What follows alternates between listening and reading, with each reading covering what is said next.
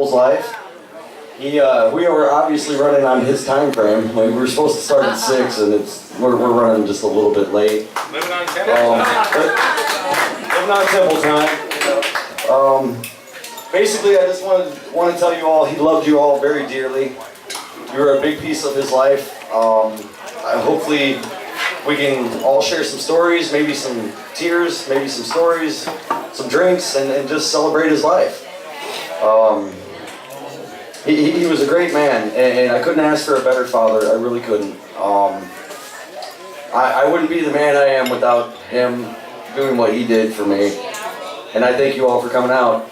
At this point in the evening, if anybody would have any stories that they would like to share, funny stories that may come to mind, I'd like to invite you guys to come up and talk on the mic and tell a funny Temple story, You want to start? There's so many I'm going to have to think of it. Okay.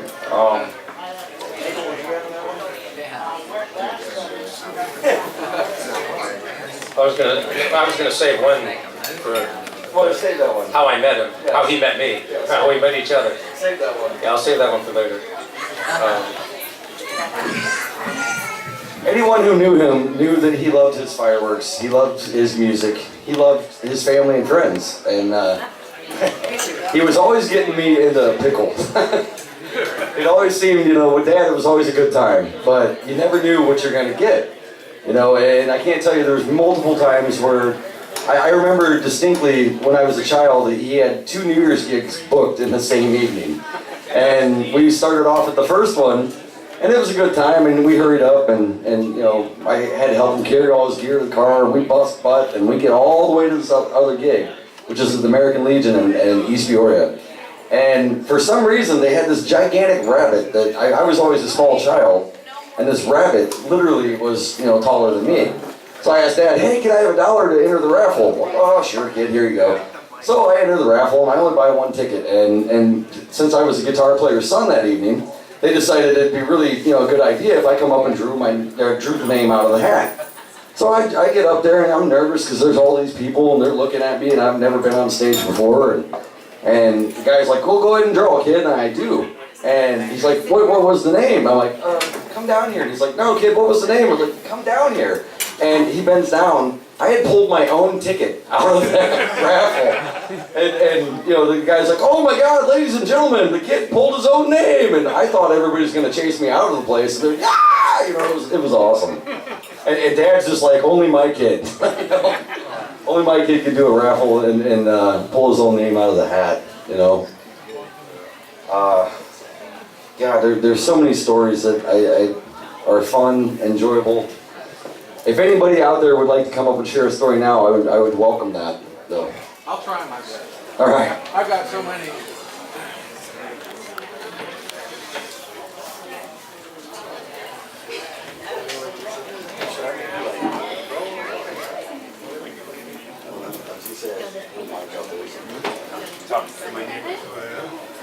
Hi, my name is Chris Camper.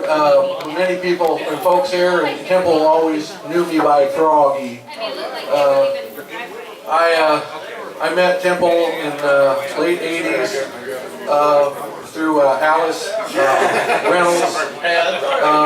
They were looking for a drummer, and I happened to be available at the time through somebody else that I knew, and so I went there and met Temple, and I thought, man, what an unusual person, what a nice person, and somebody really loved to play music with. I think that in all the years I knew Temple, the one main string that ran through our friendship was music and Halloween. He would always come, when he didn't go somewhere else to his kid's house or something, he'd come to my house for Halloween, or at least for a little while in the evening, and he'd bring his amplifier out, and he'd sit it out on the porch, and he'd go, woo, and he just loved to do that, and we'd sit up for hours and tell stories, and we went on road trips down to Florida, and I can't remember all the great stories about my.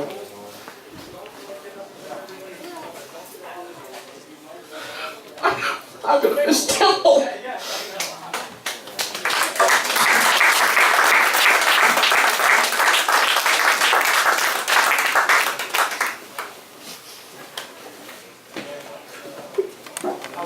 I got one.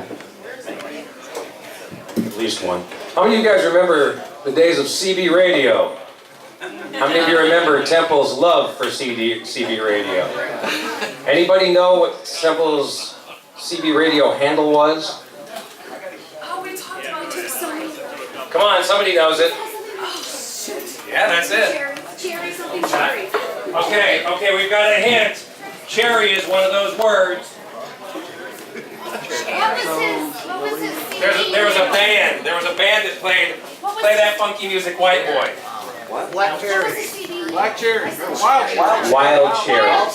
Wild Cherry was his handle. And of course I was driving a Mustang at the time, he was driving a van, and of course driving a Mustang I had to choose the handle Maverick. That was before the movie Top Gun came out, so they stole that from me. Anyway, we used to run in tandem from gig to gig, and we'd go distances for towns. And he was always on that CB.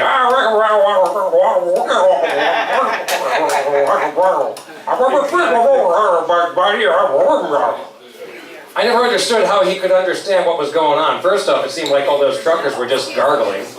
And Temple was gargling with rocks and salt and a little bit of something else. Anyway, occasionally, I mean, it was a good thing we did that, because I would say that, my vehicle wasn't always reliable, especially some of the older vans. And we always had that radio. We always went from place to place.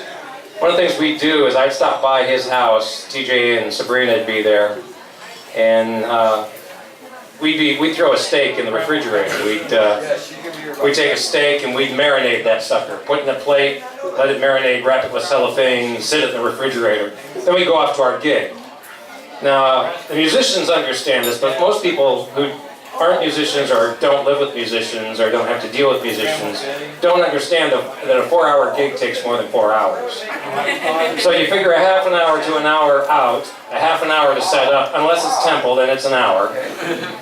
And then you do the gig for 4 hours, and then you tear down, that takes a half an hour to an hour, and then you drive home for an hour, half an hour to an hour, depending on how far the gig is. So, you're talking a 4-hour gig can be at least 6 hours worth of work and so on, and driving and so on. So we get back, and those steaks would be marinated. I mean, you pick it up, it was like a sponge that had been soaking in a bucket of hot soapy water. And we get back to his place, fire up a charcoal grill, didn't matter what the weather was. Winter was the best time, because it helped to clear off part of the sidewalk. And so we'd toss a potato in there on the grill, we'd toss those steaks on the grill. I'd have a Guinness, he'd drink whatever, usually a Guinness if I had enough. And we'd eat those steaks, and we'd get home about 2, 3 in the morning.